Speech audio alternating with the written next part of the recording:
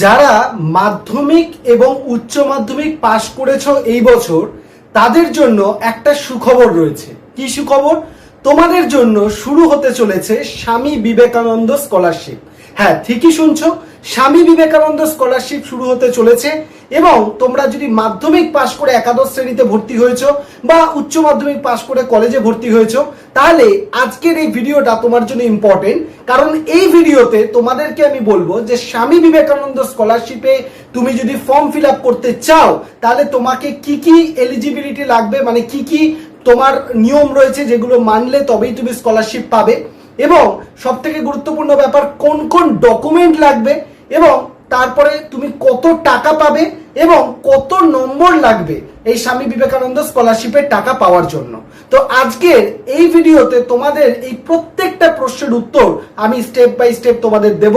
তোমাদের সকলকে বলবো, যারা যারা এই ভিডিওটা দেখছো সবাই একটুখানি তোমরা খাতা পেন নিয়ে নোট করে নেবে, কারণ আমি পুরো ডিটেলসটা কিন্তু তোমাদের এই ভিডিওতে জানাবো যে স্বামী বিবেকানন্দ স্কলারশিপের ফর্ম ফিল আপ করার জন্য কি কি লাগবে, কিভাবে তুমি ফর্ম ফিল আপ করবে, সম্পূর্ণ ডিটেলস তোমাদের বলে দেবো। তাই যারা যারা মাধ্যমিক উচ্চ মাধ্যমিক পাস করেছো, ভিডিওটাকে স্কিপ না করে পুরোপুরি দেখবে। এই ভিডিওতে দেখে নেওয়ার পর স্বামী বিবেকানন্দ স্কলারশিপ নিয়ে তোমাদের যা যা ডাউট আছে সমস্ত ডাউট কিন্তু ক্লিয়ার হয়ে যাবে। তো সবাইকে ওয়েলকাম জানাই আমার ইউটিউব চ্যানেল সৌভিক পাল ইউটিউব চ্যানেলে তোমাদের স্বাগত জানাই। আমি হচ্ছে তোমাদের সৌভিক স্যার, এবং তুমি যদি মাধ্যমিক পাস করে থাকো বা উচ্চ মাধ্যমিক পাস করে থাকো, তাহলে অবশ্যই এই আমার সৌভিক পাল ইউটিউব চ্যানেলটাকে সাবস্ক্রাইব করে বেল আইকন প্রেস করে রাখবে, কারণ এখানে তুমি বিভিন্ন ধরনের এডুকেশন রিলেটেড বিভিন্ন ধরনের নিউজ তুমি কিন্তু পেয়ে যাবে। তার জন্য তোমাদের চ্যানেল সাবস্ক্রাইব করার পাশাপাশি আমাদের যে হোয়াটসঅ্যাপ চ্যানেল এবং টেলিগ্রাম চ্যানেল রয়েছে, যার লিংক এই ভিডিও ডেসক্রিপশন বক্সে পেয়ে যাবে, অবশ্যই সেখানে কানেক্ট করে যাবে। এবং তুমি যদি একাদশ এবং দ্বাদশ শ্রেণীতে ভূগোল বিষয়টা নিয়ে পড়াশোনা করছো, তাহলে আমাদের কাছে অনলাইনে ক্লাস করার জন্য স্ক্রিনে দেওয়া যে নাম্বারটা রয়েছে সেই নাম্বারে তুমি তোমার নাম লিখে এবং ক্লাস লিখে জিওগ্রাফি লিখে মেসেজ করবে, আমরা আমাদের ডেডিকেটেড হোয়াটসঅ্যাপ গ্রুপে তোমাকে কানেক্ট করিয়ে দেবো। এবার আসি মেন বিষয়, স্বামী বিবেকানন্দ স্কলারশিপের ফর্ম ফিল আপ কারা কারা করতে পারবে। তো প্রথম প্রশ্ন হচ্ছে, কারা করতে পারবে? যারা পশ্চিমবঙ্গের স্থায়ী বাসিন্দা। পশ্চিমবঙ্গের স্থায়ী বাসিন্দা হতে হবে, মানে তুমি দীর্ঘদিন ধরে পশ্চিমবঙ্গে রয়েছো, পশ্চিমবঙ্গেরই স্থায়ী বাসিন্দা, এবং পশ্চিমবঙ্গের স্কুল বা কলেজেই তুমি পড়াশোনা করছো। এমন নয় পশ্চিমবঙ্গের বাসিন্দা তুমি অন্য স্টেটে গিয়ে পড়াশোনা করছো, তাহলেও কিন্তু হবে না। পশ্চিমবঙ্গের বাসিন্দা হতে হবে, পশ্চিমবঙ্গের কলেজ বা তুমি স্কুলে বা বিদ্যালয়ে তুমি পড়াশোনা করছো সেটা হতে হবে, এবং তুমি আগের যে স্টেপ রয়েছে সেই স্টেপে পাস করেছো, মানে তুমি মাধ্যমিক পাস করেছো, 11-এ ভর্তি হয়েছো, বা কলেজ পাস, তুমি উচ্চ মাধ্যমিক পাস করেছো, কলেজে ভর্তি হয়েছো, তবেই কিন্তু তুমি পাবে। মানে আগের যে স্টেপটা রয়েছে সেটা তুমি পাস করেছো এবং পরবর্তী স্টেপে তুমি ভর্তি হয়েছো, তবেই তুমি কিন্তু পাবে। এবং তার সাথে সাথে তোমার আনরিজার্ভ, এসসি, এসটি, যে কোনো ক্যাটাগরির হোক না কেন সবাই কিন্তু পাবে। এমন না আনরিজার্ভরা পাবে না, এসসি এসটিরা পাবে, বা আনরিজার্ভ পাবে এসসি এসটি পাবে না, তা কিন্তু নয়। তোমরা যত কেউ এই ভিডিওটা দেখছো, আনরিজার্ভ হোক, এসসি হোক, এসটি হোক, ওবিসি হোক, সবাই কিন্তু তারা এই স্বামী বিবেকানন্দ স্কলারশিপ কিন্তু পাবে। তা এবার প্রশ্নটা হচ্ছে যে স্বামী বিবেকানন্দ স্কলারশিপের ফর্ম ফিল আপ করার জন্য কত নম্বর থাকা প্রয়োজন।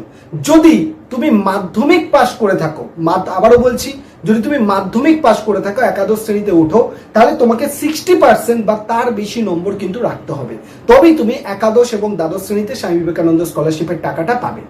আর যদি তুমি কলেজ পাস করে থাকো, মানে তুমি উচ্চ মাধ্যমিক পাস করে থাকো, কলেজে যদি তুমি স্কলারশিপ নিতে চাও, তাহলে উচ্চ মাধ্যমিকে তোমাকে 60% বা 60% বা তার বেশি নম্বর পেতে হবে, তবেই গিয়ে তুমি কলেজের যে first year, second year, third year, এই যে ইয়ারগুলোতে তবে তুমি স্কলারশিপের টাকা পাবে। বোঝা গেল? তাহলে কত শতাংশ নাম্বার হতে হবে? 60% বা তার বেশি। মাধ্যমিকে 60% বা তার বেশি, উচ্চ মাধ্যমিক যারা দিয়ে কলেজে ভর্তি হয়েছে তাদের ক্ষেত্রে 60% বা তার বেশি। তাহলে বোঝা গেল যে কি কি প্রসেস রয়েছে। ওয়েস্ট বেঙ্গলের নাগরিক হতে হবে, ওয়েস্ট বেঙ্গলের স্কুল বা কলেজে তুমি পড়ছো হতে হবে, আগের স্টেপে তুমি পাস করেছো এবং নতুন যে ধাপ সেটায় তুমি অ্যাডমিশন নিয়েছো, তার সাথে সাথে তোমার 60% বা তার বেশি নম্বর অবশ্যই থাকতে হবে। আরো একটা বিষয় এখানে চলে আসছে, সেটা হচ্ছে ফ্যামিলির ইনকাম। ফ্যামিলির ইনকাম তোমার বাৎসরিক, মানে বছরে তোমার বাড়ির যে আর্নিং মেম্বার রয়েছে, যিনি আর্ন করে বা উপার্জন করে, তার রোজগার কিন্তু বছরে 2.5 লাখ, মানে 2.5 লক্ষ টাকার কম হতে হবে। যদি 2.5 লক্ষ টাকার বেশি হয়ে যায় তাহলে কিন্তু সেটা হবে না। সেক্ষেত্রে তোমাকে ইনকাম সার্টিফিকেট কিন্তু জমা দিতে হবে।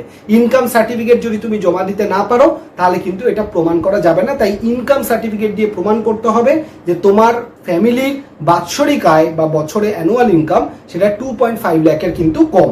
ঠিক আছে, এবার আসি তোমাদের মেন বিষয়, ডকুমেন্টস কি কি লাগবে। তোমরা সবাই একটুখানি নোট করে নিও কি কি ডকুমেন্টস লাগবে।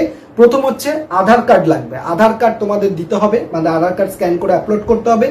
ব্যাংকের পাসবুক যেখানে অ্যাকাউন্ট নাম্বার, আইএফসি কোড এগুলো থাকে, এইটা তোমাকে প্রোভাইড করতে হবে, কারণ যে অ্যাকাউন্ট তুমি দেবে সেই অ্যাকাউন্টে তোমার স্কলারশিপের টাকাটা ঢুকবে।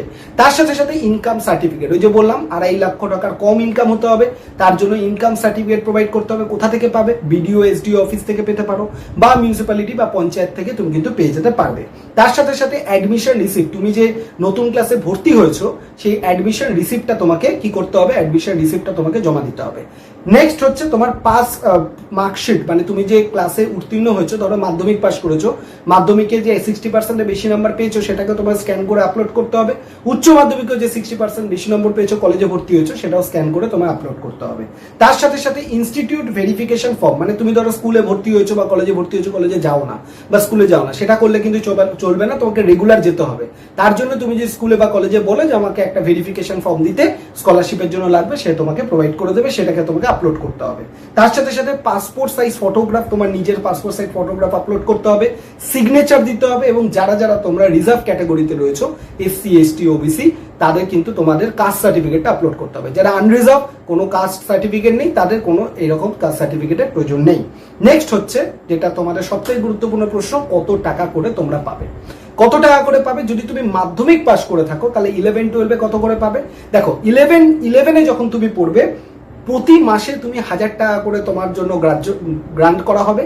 তাহলে 1000 টাকা করে যদি হয় প্রতি মাসে, মানে 1000 টাকা করে যদি হয় প্রতি মাসে, তাহলে 12 মাসে তুমি কত টাকা পাচ্ছ? 12,000 টাকা পাচ্ছ।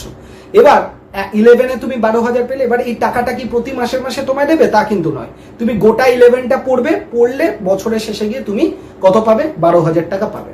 আবার 12-এ তোমার ধরো যখন তুমি উঠবে, সেখানেও মাসে মাসে 1000 টাকা করে তোমায় ধরা হবে, এবং 12 যখন তোমার কমপ্লিট হলো তুমি 12,000 টাকা পেলে। তার মানে কি, তোমাকে কিন্তু মাসে মাসে টাকাটা দেওয়া হবে না, দেওয়া হবে কি, তোমার একবারে মিলিয়ে গোটা বছরের টাকাটা তোমাকে একবারে প্রোভাইড করা হবে। সেটা সেশনের মাঝখানে হতে পারে, শেষে হতে পারে, মানে এরকম মাঝ বা শেষের দিকে তুমি পেয়ে যাবে। নেক্সট, যদি যারা কলেজে পড়ছো, উচ্চ মাধ্যমিক পাস করে, কলেজে তোমরা প্রতি মাসে মাসে তোমাদের জন্য 1500 টাকা করে ধরা হয়। 1500 টাকা করে যদি ধরা হয়, তার মানে কি, একটা বছরে 18,000 টাকা। মানে কলেজে এখন ফার্স্ট সেমিস্টার, সেকেন্ড সেমিস্টার, তাহলে ফার্স্ট আর সেকেন্ড সেমিস্টার মিলিয়ে বছরে তুমি 18,000, আবার থার্ড আর ফোর্থ সেমিস্টার মিলিয়ে 18,000। এভাবে তুমি মানে টোটাল একটা বছরে 18,000 পাচ্ছ। এবার কলেজ যদি তোমার 3 বছরের হয়, তাহলে 18 × 3 করে নাও, 3 × 8 = 54,000 টাকা। এরকম করে তোমার যদি 4 বছরের হয়, এরকম ভাবে বছরে হিসাবে তোমাকে টাকাটা কিন্তু ক্যালকুলেট করতে হবে, বা বছরে হিসাবে তুমি পাবে, মাসে মাসে তোমাকে দেওয়া হবে না। তাহলে আশা করি ভিডিওতে কারা কারা ফিল আপ করতে পারবে, তোমার ডকুমেন্টস কি কি লাগবে, কত টাকা পারবে, সমস্ত ডিটেলস কিন্তু আমি তোমাদেরকে দিয়ে দিলাম। এবার যদি তোমাদের মনে হয় যে কি করে ফিল আপ করবে সেইটা তোমাদের দেখতে চাও, ডেমো দেখতে চাও, তাহলে অবশ্যই এই ভিডিওর কমেন্ট সেকশনে তোমরা জানাবে। আমি তাহলে একটা ভিডিও করে তোমাদের পোস্ট করে দেবো যে কিভাবে স্টেপ বাই স্টেপ তুমি ফর্মটা ফিল আপ করতে পারো, সেটা তোমাদেরকে আমি দেখিয়ে দেবো। তোমরা নিজেরাও তাহলে ফিল আপ করতে পারবে।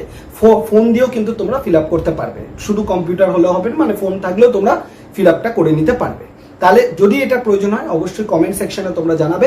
আর যারা যারা মাধ্যমিক, উচ্চ মাধ্যমিক পাস করেছে এরকম বন্ধুরা আছে, তাদের সাথে ভিডিওটা অবশ্যই কি করবে, শেয়ার করে নেবে, আর যাতে করে তারাও যাতে জানতে পারে যে স্বামী বিবেকানন্দ স্কলারশিপ সম্পর্কে ইনফরমেশন, যেটা তারা কনফিউশনের মধ্যে রয়েছে, সেই কনফিউশনটা যেন তাদেরও ক্লিয়ার হয়। এবং চ্যানেলের সাথে থাকবে, চ্যানেলটাকে সাবস্ক্রাইব করে বেল আইকন প্রেস করবে, এবং আমাদের যে হোয়াটসঅ্যাপ চ্যানেল এবং টেলিগ্রাম চ্যানেল আছে সেখানে জয়েন করতে ভুলবে না। আর যদি তুমি একাদশ দ্বাদশে ভূগোল বিষয় নিয়ে পড়াশোনা করতে চাও, স্ক্রিনে দেওয়া নাম্বারে তোমার নাম, সাবজেক্ট লিখে কি করবে, হোয়াটসঅ্যাপ করবে, এবং ক্লাস লিখে আমরা তোমাদের সাথে কানেক্ট করে নেবো। সবাই ভালো থেকো, সুস্থ থেকো, এবং কোনো মতামত থাকলে ভিডিওর কমেন্ট সেকশনে জানাবে। থ্যাংক ইউ সবাইকে।